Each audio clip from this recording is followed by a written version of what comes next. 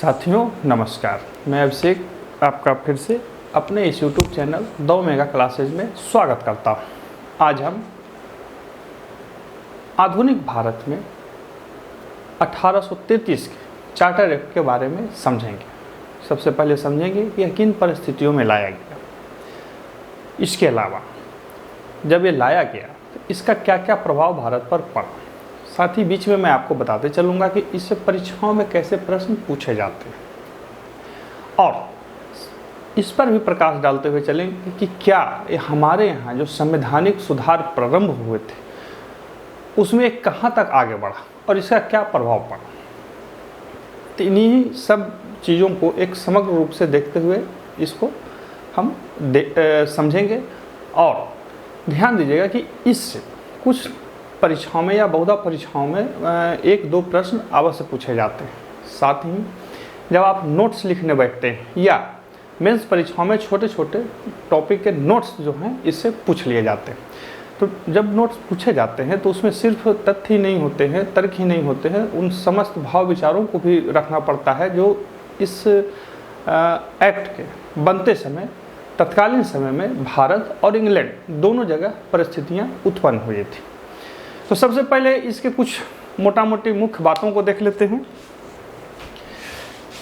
एक आधुनिक भारत में क्या है, चार्टर एक्ट 1833। देखिए चार्टर एक्ट 1833 अर्थात कंपनी को, ईस्ट इंडिया कंपनी को इंग्लैंड के जो राजा थे वो संसद के द्वारा अब 20 साल के लिए और एक्सटेंड दे रहे हैं कि भाई अब तुम भारत में 20 साल के लिए और राज करो। लेकिन अब कटौती जो 1813 से प्रारंभ हुई थी अब उसमें बहुत ज़्यादा कटौती कर दी। यही वो अधिनियम था जहाँ से कंपनी जो थी सिर्फ और सिर्फ एक प्रशासनिक इकाई बनकर रह गई। व्यापारिक जितनी भी सुविधाएं थी सब कंपनी की वापस ले ली गई या कह सकते हैं तो छीन ली गई। अब सबसे पहले समझ लेते हैं तत्कालीन परिस्थितियों को। तत्कालीन परिस्थितियाँ इंग्लैंड में भी और साथ ही भारत में भी। इंग्लैंड में क्या हुआ कि औद्योगिक क्रांति के बाद और क्या कहते हैं 1813 के जो सुधार थे उसके बाद पूरी दुनिया में और ख़ास करके भारत में भी उनका व्यापार फैल गया। और साथ ही ओपन मार्केट मतलब क्या कहते हैं खुले व्यापार की नीति के वो उस समय क्या कहते हैं धुंध चला हुआ था, दौड़ चला हुआ था और अंग्रेज सबसे बड़े उसके पोषक थे। तो खुले व्यापार, उद्योग को प्रश्रय, साथ ही औद्योगिक क्रांति के कारण बहुत ज़्यादा धन जो था वो इंग्लैंड में जमा होने लगा। अब आप जब पूरे इतिहास को पढ़ेंगे, विश्व इतिहास को ऊपर से लेके मतलब प्रारंभ से लेके अभी तक भी, तो जहाँ भी धन जमा होता है तो लोग एक नई विधा से या नई प्रकार से सोचने लगते हैं।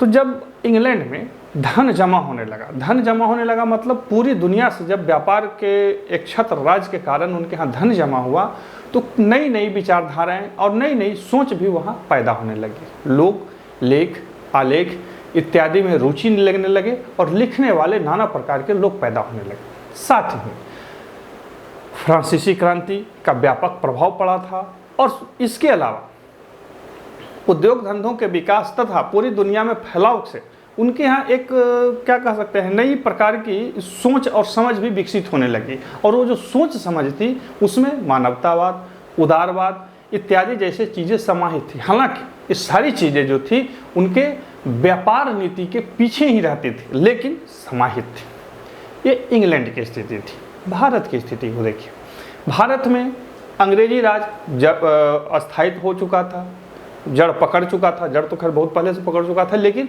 अब अस्थायित्व प्राप्त कर चुका था।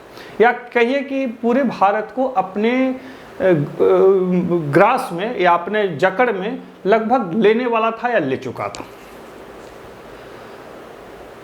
इसके अलावा अंग्रेजी राज के संपर्क में आने से कुछ भारतीय जो लोग थे वो भी प्रभावित हुए। हालांकि भारत की एक बहुत छोटी सी संख्या प्रभावित हुई थी लेकिन प्रारंभ में, लेकिन ये जो छोटी भी संख्या थी इस समाज में बहुत विशिष्ट स्थान रखती थी। ये वो लोग थे जो अंग्रेज़ों के संपर्क में प्रथम बार आए थे, और साथ ही उन्होंने अपने देश की हालत और अंग्रेजी हालत को बहुत नज़दीक से देखा। तो कहीं ना कहीं उनके मन में एक कसक थी कि भाई आखिर हम इतने अधोगति में क्यों पड़े हुए हैं, आखिर हमें भी ऐसा कुछ कृत्य करना चाहिए ताकि हम उस उच्चता की ओर जा सकें।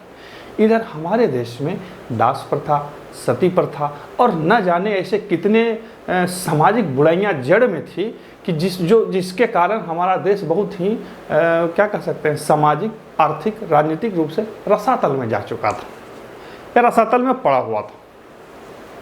तो भारत की स्थिति और एक पहले मैंने बताया इंग्लैंड की स्थिति, तो इन्हीं दोनों स्थिति जो थी इसके परिप्रेक्ष्य में ये अधिनियम आए।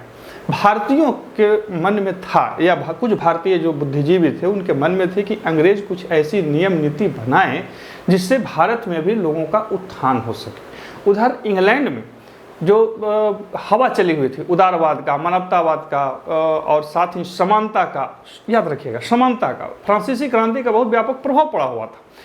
ये सब चीज़ें वो की हवा चली हुई थी। साथ ही जो अकूत संपत्ति उनके यहाँ पैदा हो रही थी, तो नए नए बिजनेसमैन पैदा हो रहे थे, नए नए व्यापारी पैदा हो रहे थे, तो सबको व्यापार के लिए एक जगह चाहिए था। साथ ही इंग्लैंड जो थे वो अब ये कह रहे थे कि भाई भारत में आप रोक टोक मत कीजिए, जिसको मन हो उसको बसने का स्थान दीजिए। इन सब का एक मिला जुला सामाजिक, तत्कालीन राजनीतिक सामाजिक प्रभाव था। इसके अलावा इस एक्ट पर 1833 के एक्ट पर जेम्स मिल और उसका शिष्य था बेंथम का भी प्रभाव पड़ा। जेम्स मिल जानते हैं, सब बहुत बड़ा इतिहासकार था और अधिकतर अंग्रेज जेम्स मिल के नज़रिए से ही तत्कालीन भारत को देखते थे। साथ ही लॉर्ड मैकाले जो कि सचिव था, भारत को देखने वाले जो कमेटी थी उसमें वो सचिव था, और इसका भी व्यापक प्रभाव पड़ा। हालांकि ये सभी विद्वान, मतलब जेम्स मिल, बेंथम और मैकाले इत्यादि का मानना था कि कंपनी के राज को खत्म नहीं किया जाए, लेकिन उसमें व्यापक सुधार किया जाए। हालांकि बहुत सारे सांसदों का मानना था कि कंपनी के जो क्या कहते हैं राज है उसको खत्म कर दिया जाए और भारत का शासन पूरी तरह से क्राउन के हाथों में होनी चाहिए। परंतु अंग्रेज इसके लिए तैयार नहीं थे। उन्हें लग रहा था कि अभी और मौका कंपनी को देनी चाहिए और फिर धीरे धीरे हम वहाँ अपना सुधार का चेहरा लेकर के जाएंगे। यहाँ पे एक चीज़ समझ लीजिए, अंग्रेज तत्कालीन जो संसद थी वो इस बात को समझती थी कि सुदूर बैठ करके, इतने दूर बैठ करके भारत के शासन को चलाया नहीं जा सकता था, ये अव्यवहारिक थी। और उनकी जो सोच थी महज 20-22 साल के बाद ही सही हो गई, जब भारत में 1857 की क्रांति हो गई। तो उनका ये मानना था कि जो डायरेक्ट पाप हम पर लगेगा उससे बचा जाए और कंपनी को ही आगे करके रखा जाए। जो कंपनी के लोग जाएंगे वो अपना कृत्य करेंगे, अपने कार्य करेंगे। कार्य तो संसद के ही कर रहे थे, बस नाम संसद का नहीं लग रहा था, नाम कंपनी की लग रही थी, ईस्ट इंडिया कंपनी की। अब यहाँ पे एक चीज़ ध्यान रखेंगे कि कंपनी ने 1813 से बहुत सारे सुधार करने शुरू किए भारत में, राजनीतिक सामाजिक क्षेत्रों में और आर्थिक भी। आर्थिक तो खैर उनका शुरू से ही था, अंतिम तक करते रहे, लेकिन राजनीतिक और सामाजिक सुधार शुरू किए। इस सामाजिक और राजनीतिक सुधार का भारतीयों में दो तरह से प्रतिक्रिया हुई। पहला सकारात्मक, जैसे राजा राम मोहन राय इत्यादि विद्वान जो थे उन्होंने सकारात्मक प्रतिक्रिया दी, परंतु कुछ एक मामलों में बहुत सारे लोगों ने उसको नकारात्मक प्रभाव भी देखा। उन्होंने एक विजातीय, एक विधर्मी, हालांकि बहुत सारे लोग जो भारत के थे वो बाहरी के लोग विधर्मी ही मानते थे, तो विधर्मी या विजातीय को अपनी सभ्यता एवं संस्कृति पर एक हमला माना। और 1857 की क्रांति में ये जो सुधार थे ये भी एक प्रमुख कारण था। यही कारण था कि इसके बाद अंग्रेजों ने कोई भी बहुत बड़ा सामाजिक सुधार कदम तब तक नहीं उठाए जब तक भारतीय जनमानस को प्रभावित करने वाले नेता उससे आग्रह नहीं किए। तो इस चीज़ को भी ध्यान रखें। अब सीधा सीधा आते हैं इस 1833 के एक्ट पर, इसकी प्रमुख बातों पर। तो चार्टर एक्ट 1833 को सेंट हेलेना एक्ट के नाम से जाना जाता है। इस एक्ट यानी कि 1833 के चार्टर एक्ट के द्वारा कंपनी के सारे व्यापारिक एकाधिकार खत्म कर दिया गया तथा कंपनी अब सिर्फ एक प्रशासनिक इकाई बन गई। देखिए, दो चीज़ें हमने बोला, पहला इसे सेंट हेलेना एक्ट भी कहा जाता है, दूसरा कंपनी के सारे व्यापारिक एकाधिकार खत्म हो गए। अब कंपनी एक सिर्फ प्रशासनिक इकाई थी। हमने पिछले वीडियो में बताया था, आप देख सकते हैं कि 1813 के एक्ट से कंपनी को चीन और चाय के व्यापार के एकाधिकार को रहने दिया गया, बाकी सभी व्यापार को वापस ले लिया गया या छीन लिया गया। लेकिन अब वो भी व्यापार, मतलब चीन और चाय का भी जो व्यापार पर एकाधिकार था उसको खत्म कर दिया गया। और साथ ही कंपनी सिर्फ और सिर्फ एक प्रशासनिक इकाई थी। हमने पहले ही बोला था कि इंग्लैंड में क्या कहते हैं, औद्योगिक क्रांति हुई, नए और बिजनेस जब बहुत, व्यापार जब बहुत फैलने लगा तो उनको नए नए क्षेत्र चाहिए थे। तो नए क्षेत्र तभी मिलेंगे जब मार्केट खुला होगा, जगह खुली होगी। अब यदि कंपनी को इतना बड़ा जगह दे दिया जाता तो बाकी अंग्रेज व्यापारी क्या करते? तो कंपनी के सारे अधिकार छीन लिए गए और अब बोला गया कि अब आप वहाँ सिर्फ प्रशासन कीजिए, बाकी जो व्यापार है सारे लोग, सारे अंग्रेज मिल करके देखेंगे। अब इसे सेंट हेलेना एक्ट कहा जाता है। इसको देख लीजिए। सबसे पहले समझिए कि सेंट हेलेना एक द्वीप है। सेंट हेलेना क्या? एक द्वीप है जो दक्षिण अमेरिका और अफ्रीका के बीच में एक छोटा सा द्वीप है। इतना छोटा सा द्वीप है कि महज 2 घंटों में आप पैदल इस तरफ से उस तरफ जा सकते हैं। इतना छोटा द्वीप, लेकिन ये द्वीप सामरिक दृष्टिकोण से बहुत ही महत्वपूर्ण है। यूरोप से आने वाले जहाज वहाँ विश्राम करते थे और विश्राम करने के बाद आगे चले जाते थे। सबसे पहले इस द्वीप की खोज पुर्तगालियों ने की। पुर्तगालियों से डच और डच से होते हुए ईस्ट इंडिया कंपनी के पास यानी कि अंग्रेजों के पास चली गई। इस एक्ट यानी कि 1833 के एक्ट के द्वारा जो सेंट हेलेना द्वीप कंपनी के पास थी उसे इंग्लैंड के जो राजा थे, क्राउन थे, उन्होंने वापस ले लिया। अब वहाँ कंपनी का कोई मतलब नहीं था। अब वहाँ सीधा सीधा क्राउन का द्वीप था यानी कि ब्रिटेन का द्वीप था। तो चूंकि इस एक्ट के द्वारा सेंट हेलेना द्वीप को कंपनी से वापस ले लिया गया था, इसलिए इसे सेंट हेलेना एक्ट भी कहा जाता है। समझ में आई? सेंट हेलेना एक्ट, इसी के कारण इसका एक उपनाम है। किसका? 1833 के एक्ट का। परीक्षाओं में जब पूछे तो ध्यान रखिएगा। दूसरा हमने बताया कि कंपनी के सारे व्यापारिक एकाधिकार खत्म कर दिए गए और कंपनी जो थी अब एक प्रशासनिक इकाई थी। परीक्षाओं में जब आपसे पूछे कि निम्न में से किस एक्ट के द्वारा कंपनी सिर्फ एक प्रशासनिक इकाई रह गई, तो 1833 का चार्टर एक्ट। अब देखते हैं इसके प्रशासन में क्या बदलाव आएगा, यानी कि इसके द्वारा भारत के प्रशासन में क्या बदलाव आएगा। देखिए, भारत के प्रशासन में बदलाव क्या आया, आप एक नज़र देख सकते हैं, स्क्रीनशॉट ले सकते हैं, लिख सकते हैं। खैर मैं बोल देता हूं, सुन लीजिए। सबसे बड़ा बदलाव लाया गया कि सत्ता का अति केंद्रीकृतकरण कर दिया गया या केंद्रीकृत कर दिया गया। पहले बंगाल, मद्रास और बंबई 3 अलग अलग थे। 1813 में बंबई और मद्रास को बंगाल के अंदर लाया गया और कहा गया कि नहीं, बंगाल का जो गवर्नर जनरल होगा इन तीनों से ऊपर होगा। लेकिन 1833 एक्ट में यह साफ साफ लिख दिया गया कि बंबई और मद्रास के जो गवर्नर होंगे बंगाल के गवर्नर जनरल के अंदर में होंगे और सब परिषद बंगाल का जो गवर्नर जनरल होगा वो कानून बनाएगा, कानून को खत्म कर सकता है, कानून को वापस ले सकता है। और इस प्रकार से पूरे भारत पर बंगाल के गवर्नर जनरल की सर्वोच्चता सिद्ध कर दी गई। अब पूरे भारत पर जो जहाँ तक अंग्रेजों ने कब्जा कर रखा था उसके मालिक बंगाल के गवर्नर जनरल थे और बाकी 2 यानी कि मद्रास और बंबई के जो गवर्नर थे वो बंगाल के गवर्नर जनरल के अंदर में काम कर रहे थे। बंगाल का गवर्नर जनरल को भारत का गवर्नर जनरल बनाया गया। परीक्षाओं में शॉर्ट में यही पूछता है कि निम्न में से किस अधिनियम के द्वारा, किस एक्ट के द्वारा बंगाल के गवर्नर जनरल को भारत का गवर्नर जनरल बनाया गया, तो 1833 के एक्ट के। और लॉर्ड विलियम बेंटिक जो थे इस प्रकार से बनने वाले प्रथम भारतीय गवर्नर जनरल थे। कौन थे? Lord William Bentinck. बेंटिक जो थे वो आपको जब बेंटिक के बारे में पढ़ेंगे तो ज़्यादा बता दूंगा। बेंटिक जो थे उन्होंने बहुत सारे सुधार किए थे, उन सुधारों को हम देखेंगे इसमें कैसे कैसे किए थे। प्रशासन का अति केंद्रीकरण किया गया तथा गवर्नर जनरल को भारत में ब्रिटिश अधिकार क्षेत्रों पर पूर्ण नियंत्रण दिया गया। मैंने पहले ही बोला। और पूर्ण नियंत्रण किस किस मामलों में? सिविल एवं सैन्य दोनों मामलों में दिया गया। और साथ ही गवर्नर जनरल का जो परिषद था उसमें पहले 3 सदस्य थे, अब 1 सदस्य और जोड़ा गया।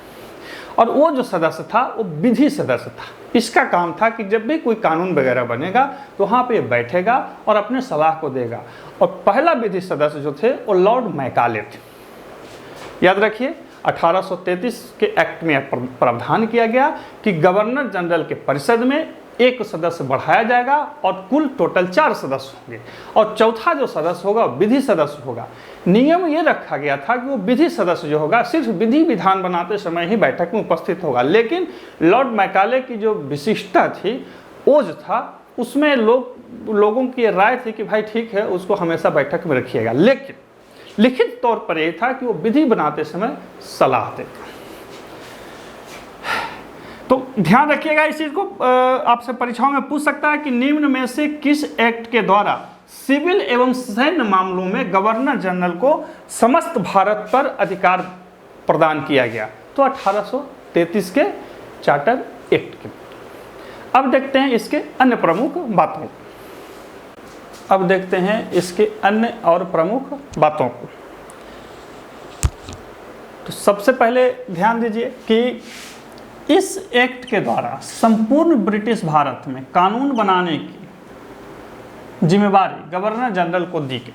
कहने मैंने पहले भी बताया प्रशासनिक जो व्यवस्था थी उसमें कि सपरिषद गवर्नर जनरल पूरे भारत में कानून बनाने के लिए उत्तरदायी ठहराए गए। वो किसी भी कानून को बना सकते थे, निरस्त कर सकते थे।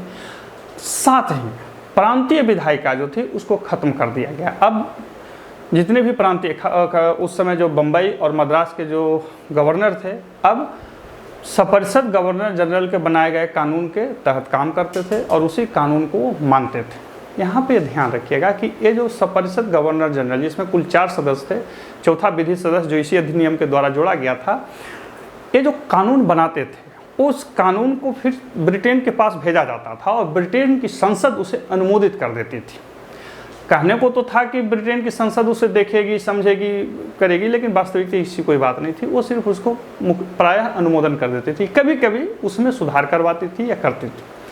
अब आपके मन में सवाल उत्पन्न हो सकता है कि क्या ये जो एक्सरसाइज किया गया ये क्यों किया गया? क्या भारतीयों के सुधार के लिए किया गया? नहीं, ये इस एक्सरसाइज का मुख्य कारण यह था कि 1813 में आज्ञा पत्र के आधार पर अंग्रेजों को भारत में बसने की अनुमति प्रदान की गई। अर्थात 1813 के एक्ट में प्रावधान रखा गया कि आज्ञा पत्र लेकर के बोर्ड ऑफ डायरेक्टर या बोर्ड ऑफ कंट्रोल से आज्ञा पत्र लेकर के कोई भी अंग्रेज व्यापारी या इंजीनियर भारत में जाके बस सकता है। तो इस प्रकार से बहुत सारे भारत में अंग्रेज बसने लगे। तो अब जब अंग्रेज बसने लगे भारत में, तो जहाँ बसेंगे वहाँ के लोगों से मेल मिलाप संबंध स्थापित होंगे। तो उन संबंधों को निर्धारित करने के लिए कुछ न कुछ कानून चाहिए। तो कानून कौन बनाएगा? तो सपरिषद गवर्नर जनरल बनाएगी और उस कानून को अनुमोदित फिर ब्रिटेन की संसद करती थी। इस प्रकार से संसद को दोहरा फायदा हो गया। पहला कि जो लोग बसने लगे उनके लिए कानून बनाने की झंझट से वहाँ से दूर था, साथ ही जो कानून बनती थी उसके बारे में उसको जानकारी भी मिल जाती थी।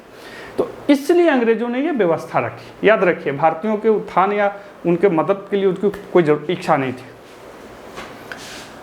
प्रांतीय विधायिका को खत्म कर दिया गया। प्रांतीय विधायिका को खत्म करने का मुख्य उद्देश्य ये था कि तत्कालीन समय में बहुत सारे तरह के कानून चलते थे। बम्बई वाले कुछ अलग कानून बनाते थे, बंगाल वाले अलग बनाते थे, मद्रास वाले अलग बनाते थे, board of director, board of control के अलग कानून आ जाते थे। जो कोर्ट बैठी हुई थी तत्कालीन, जो जिसको सुप्रीम कोर्ट कह सकते हैं भारत का, वो अलग कानून बनाती थी। तो बहुत सारे मामलों का घालमेल हो जाता था, एक ही विषय पर तरह तरह के कानून बन जाते थे। इससे प्रशासन में असुविधा उत्पन्न हो रही थी। इन सब को देखते हुए, और मैंने पहले भी बताया कि जनसंख्या का डंपिंग हुआ, बहुत सारे अंग्रेज आकर बसने लगे। तो उन्होंने क्या किया कि सबको खत्म करते हुए सब परिषद गवर्नर जनरल को इसके लिए उत्तरदायी बना दी। इसीलिए उन्होंने प्रांतीय विधायिका को खत्म कर दिया।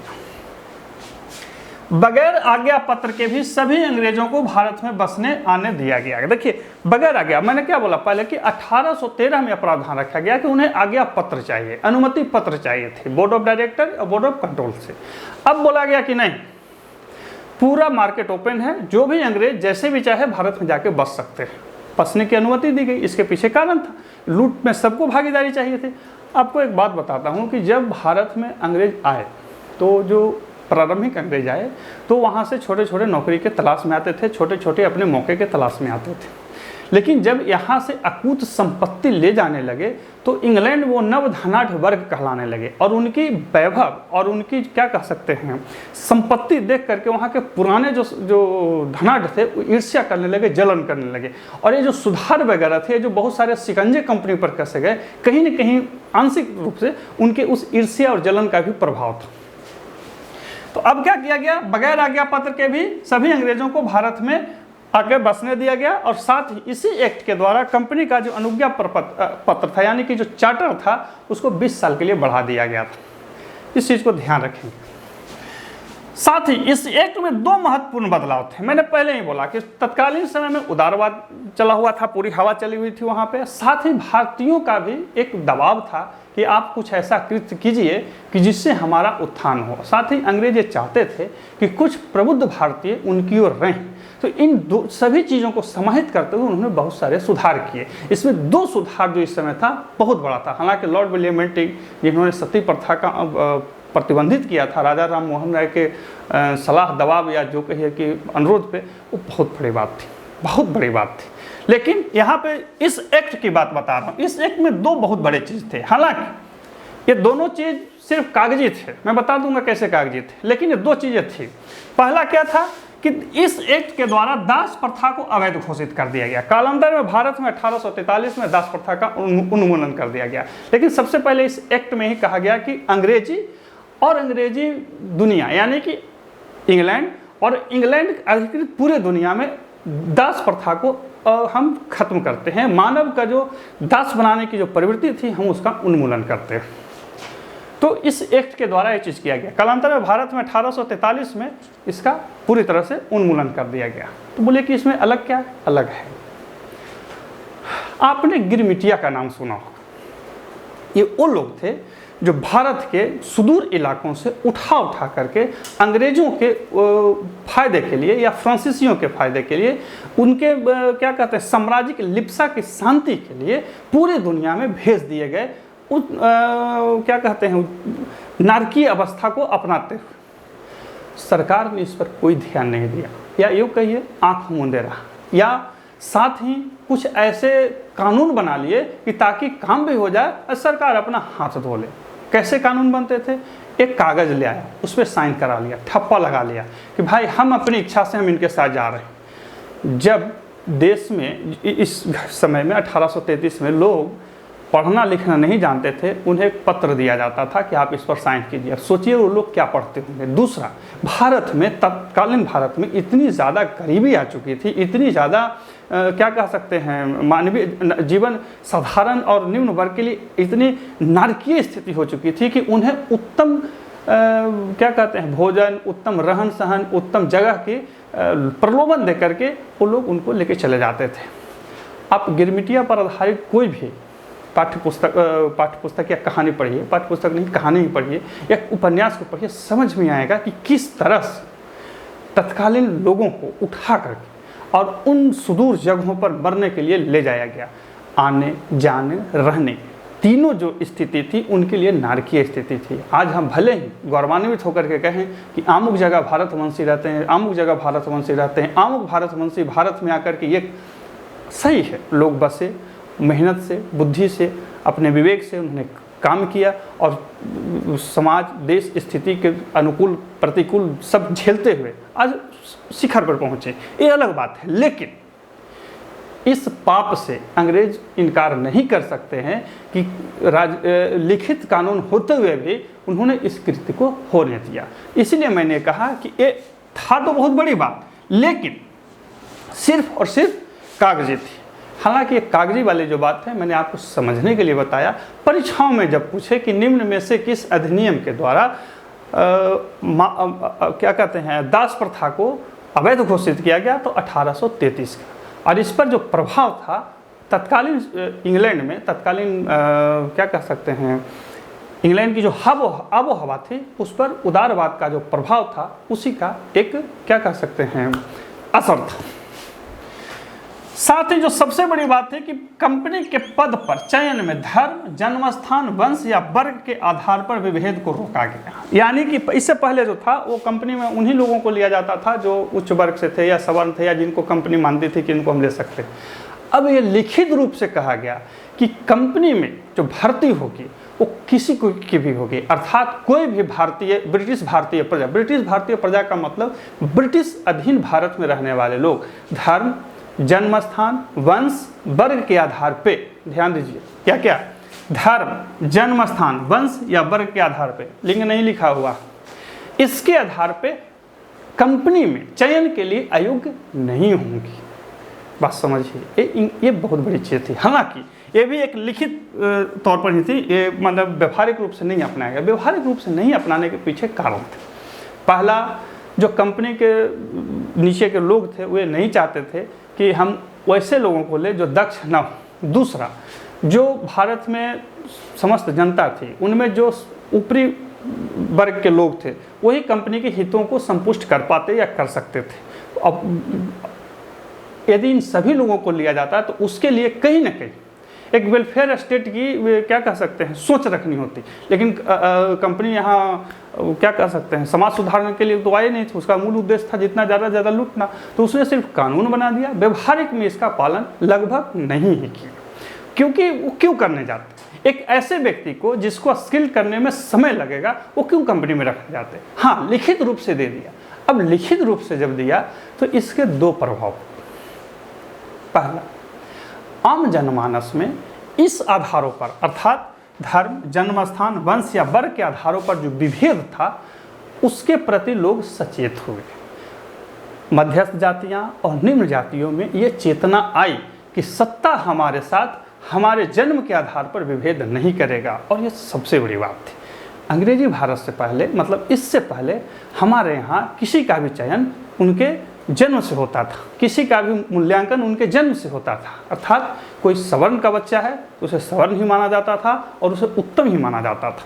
लेकिन अब अंग्रेजी भारत में लोगों को लगा कि नहीं, यदि हम योग्य होंगे तो हम इस कंपनी के गुमास्ते बन सकते हैं, कंपनी के भी कारिंदे बन सकते हैं, और हमारी जो स्थिति होगी उन उच्च वर्ग के लोगों से कम नहीं होगी जो वर्तमान में आगे बढ़े हुए हैं। ये बहुत बड़ी बात थी, और अंग्रेजों की कहीं ना कहीं सोची समझी एक रणनीति भी थी, ताकि वो एक भूत दिखा करके उच्च वर्ग को संतुलित कर सकें, और साथ ही कालांतर में जब मध्यस्थ जातियां और निम्न जातियों में वर्गीय चेतना फैले तो उसके आधार पे जो आज़ादी का मूवमेंट चलेगा उसको भी वो प्रभावित कर सके। हालांकि वो बाद में किया, लेकिन ये एक क्या कहते हैं, एक मैंने तर्क दिया, लेकिन सबसे जो बड़ी बात थी वो यही थी कि कंपनी के पद पर चयन में धर्म, जन्म स्थान, वंश, वर्ग के आधार पे नियुक्ति को प्रश्रय नहीं दिया गया। कहा गया कि हम इन सब चीज़ों के आधार पे नियुक्ति में विभेद नहीं करेंगे, और लिखित रूप से दिया जाने वाला ये भारत में पहली गारंटी थी। और इसके लिए यदि कहा जाए तो पूरी प्रशंसा भी करनी पड़ेगी। कालांतर में आपने देखा होगा कि भारतीय जब संविधान बने तो उसमें इन्हीं सब चीज़ों को रखा गया, हालांकि एक दो चीज़ें और जोड़ दी गई। तो जो हमारे यहाँ संवैधानिक सुधार हुए थे वो इन सुधारों को देखते हुए, और इन सुधारों को के लिए ये जो सुधार थे हमारे संविधान के लिए सीढ़ियाँ बन रहे थे। तो वही जो सीढ़ी थी उसी में एक सीढ़ी था 1833 का चार्टर एक्ट। अब देखिए, इसमें परीक्षाओं में प्रश्न जो पूछेगा आप ध्यान रखिए। पहला, दास प्रथा के उन्मूलन वाला 1833, धर्म, वंश, जन्म स्थान के आधार पे 1833, साथ ही बिना आज्ञा पत्र के बसने की जो अनुमति प्रदान की गई 1833। ध्यान रखिएगा, 1813 में आज्ञा पत्र के आधार पर बसने की अनुमति दी गई, लेकिन 1833 में बिना आज्ञा, अब मतलब खुला था, कोई भी अंग्रेज भारत में आके बस सकता था। तो परीक्षाओं में इन्हीं सब चीज़ों से आधार पर प्रश्न पूछे जा सकते हैं, या दो चार बातें लिख दी जाएगी और पूछा जाएगा कि निम्न में से कौन सी बात किस अधिनियम से संबंधित है, तो आपको ध्यान रखना। ठीक है, तो ये था हमारा आज का 1833 का चार्टर एक्ट। आशा है आप जरूर लाभान्वित होंगे। फिर मिलते हैं अगले वीडियो में, तब तक के लिए नमस्कार।